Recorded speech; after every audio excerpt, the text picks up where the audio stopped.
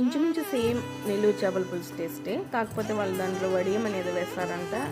తెల్లగడ్డ, ఎర్రగడ్డ, కొన్ని మసాలా దినుసులు వేసి రోట్లో నూరి ముద్ద చేసి చిన్న చిన్న బాల్లుగా ఎండబెట్టుకొని స్టోర్ చేసుకొని అవసరమైనప్పుడు వాడతారంట.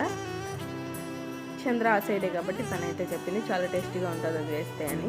చేపల పులుసు చేసిన ప్రతిసారి అంటుంది. అవి మన దగ్గర అందుబాటులో లేవు కాబట్టి ఉన్న వాటితో చాలా టేస్టీగా అయితే కుదిరింది. Welcome back to our channel అండి, రాజాతరాణి. అందరూ ఎలా ఉన్నారు? చేపలు మామ అయితే తెచ్చి చాలా రోజులైంది. అవి స్టోర్ ఫ్రీజర్లో పెట్టుకొని చేసుకున్నాము. చాలా టేస్టీగా కుదిరింది. మీరు కూడా ట్రై చేయండి ఇలాగా. ఇంకా దీని ప్రాసెస్ విషయానికి వస్తే బాండి పెట్టుకొని ఆయిల్ కొంచెం ఎక్కువగానే పడుతుంది. ఉద్దిపప్పు, ఆవాలు, మెంతులు, జీలకర్ర వేసుకోవాలి. వేగిన తర్వాత ఎర్రగడ్డలు, కరివేపాకు వేసుకోవాలి. అవి కూడా వేగిన తర్వాత అల్లం వెల్లుల్లి పేస్ట్ వేసుకోవాలి. అది వేగిన తర్వాత టమాటా ప్యూరీ అయితే వేసుకోవాలి.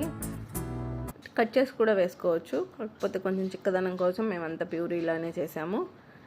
పసుపు వేసుకోవాలి. రెండు కొంచెం పచ్చివాసన పోయిందాకా వేయించుకొని ధనియాల పొడి 3 స్పూన్స్, మిరప్పొడి 3 స్పూన్స్. మా కారం ఎక్కువ కారంగా లేదు, మీ కారానికి సరిపడా మీరు అడ్జస్ట్ చేసి వేసుకోండి. జీలకర్ర పొడి 1/2 spoon, fish masala 1 spoon, garam masala 1/2 spoon అయితే వేసుకున్నాము. గరం మసాలా అయితే నేనే ప్రిపేర్ చేసాను ఇంట్లో. ఇది 3rd టైం అనుకుంటా ప్రిపేర్ చేయడం. ఎప్పుడు బయటే తెచ్చుకుంటాము, అలాంటిది ఇంట్లో యూట్యూబ్లోనే చూసి నేను ప్రిపేర్ చేశాను. చాలా స్మెల్ బాగా ఉంటే మామ ఇంట్లోనే తయారు చేయండి బాగుంది అని అయితే అనింది. ఇంకా ఉప్పు అయితే కల్లుప్పు తగినంత వేసుకోవాలి.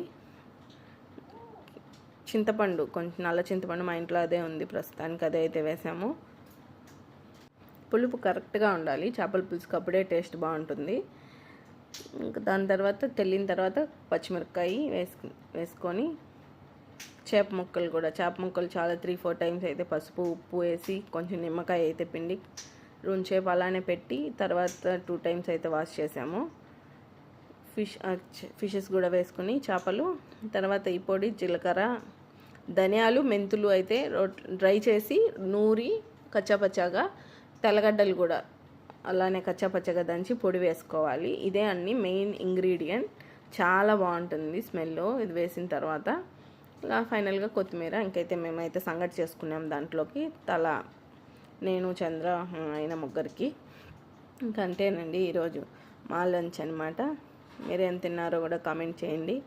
ఈ ఫిష్ కర్రీ కూడా ఒకసారి ట్రై చేయండి, చాలా బాగా అయితే కుదిరిన టేస్టు. ఇంకంతేనండి, ఉంటాను. Bye, take care. నెక్స్ట్ వీడియోలో అయితే కలుద్దాం.